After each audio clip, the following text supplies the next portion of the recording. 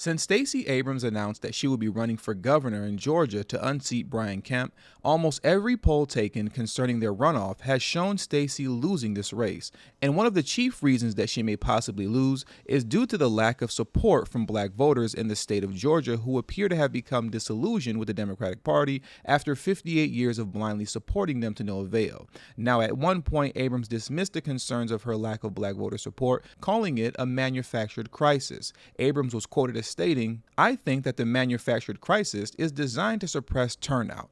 I've done more than 50 events in the black community. I'm excited about the turnout we're seeing. I'm excited about the engagement that we're seeing. I know, however, that every election cycle there has to be some worry, and in this case, it is a worry that's being manufactured." But now it appears that Abrams is changing her tune. Though she hasn't come out verbally expressing any concern over her possible lack of black support, on October 16th, Abrams randomly released a Twitter thread attempting to convince black voters that she is and has always been in support of reparations. Now, it wasn't that long ago that Abrams was asked very plainly and simply if she supported reparations for the descendants of American slavery. And in typical Democratic Party benign neglect fashion, she said this. Do you believe that black people should receive reparations? I believe African Americans and Native Americans are entitled to reparations.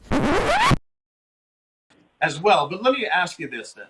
If in fact a calculation comes to you that you are satisfied with, would you then say, I'm for reparations?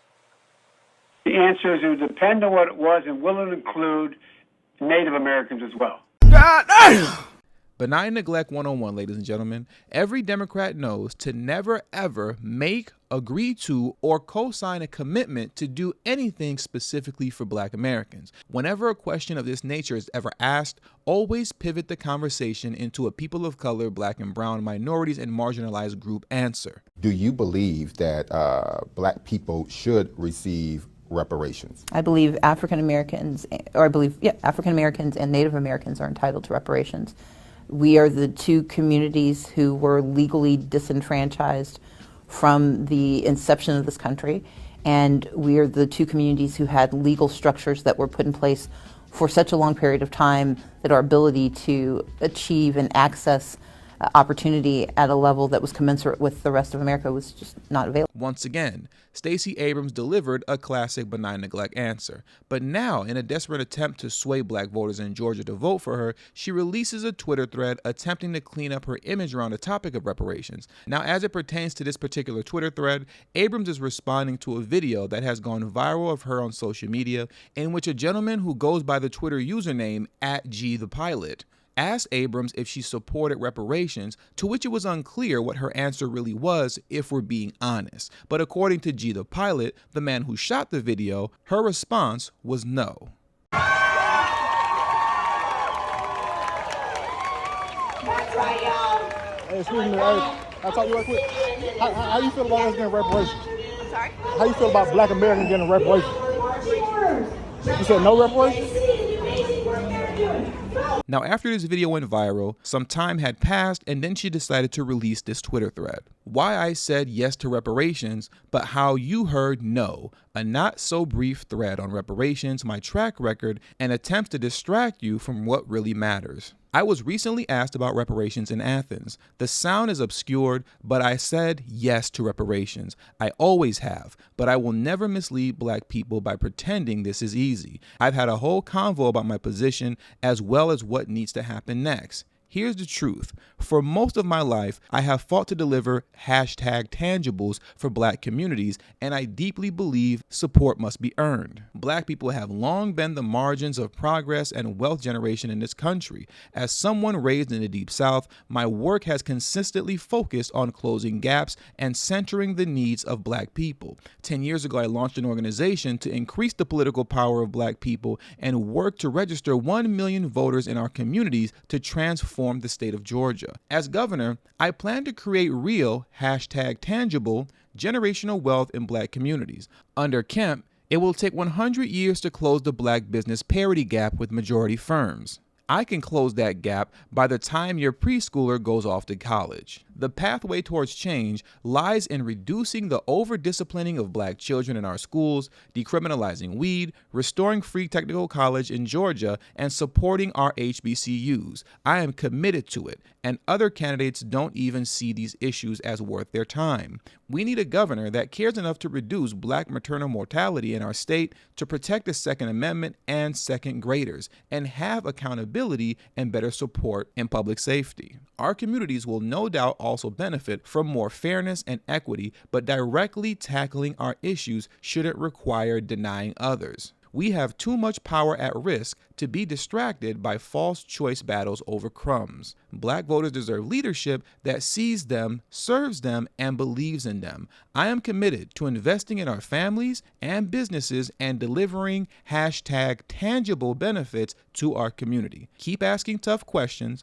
I will continue to provide real answers and respect during this campaign, and I am committed to delivering results. Now, after putting out these series of tweets, I guess she figured that this wasn't enough. So you know what Stacey Abrams and her team did next? They pulled out the big guns for black Georgia voters. She pulled out good old faithful Barack Obama, the man who coined the insulting term cousin Pookie to describe black men who refuse to vote blue no matter who, and instead elect to use their own mind when deciding who to vote for as opposed to falling into groupthink. Former President Barack Obama is headed to Atlanta on October 28th to campaign for U.S. Senate Raphael Warnock, Stacey Abrams, and other Democratic candidates to help mobilize supporters, particularly black Georgians, during the final stretch of early in-person voting. Obama's visit was announced as polls show a tight race between Warnock and Republican Herschel Walker, who met in their first and only televised debate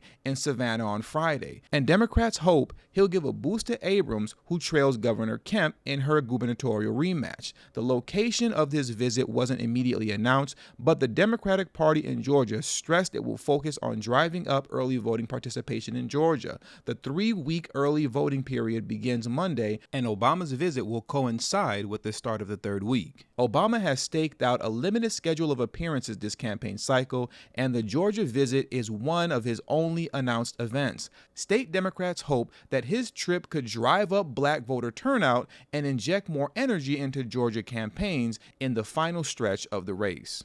I really, and truly hope that black Georgia voters can see through Stacey Abrams' BS.